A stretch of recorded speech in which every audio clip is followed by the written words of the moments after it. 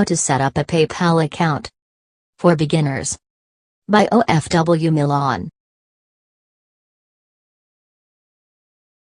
PayPal is a popular online payment system that lets you shop online without having to re-enter your information for every transaction.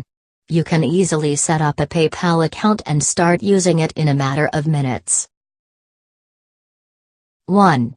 Visit the PayPal website or open the PayPal app.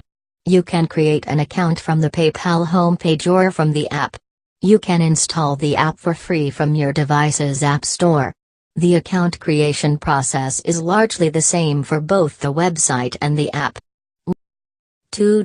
Click Sign Up for free or tap Sign Up. This will begin the account creation process. If you have a business, please select the business account, otherwise choose the standard one. 3. Enter your email address and create a password.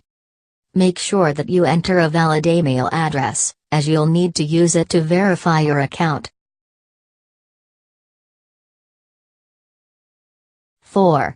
Fill out the form with your legal personal information.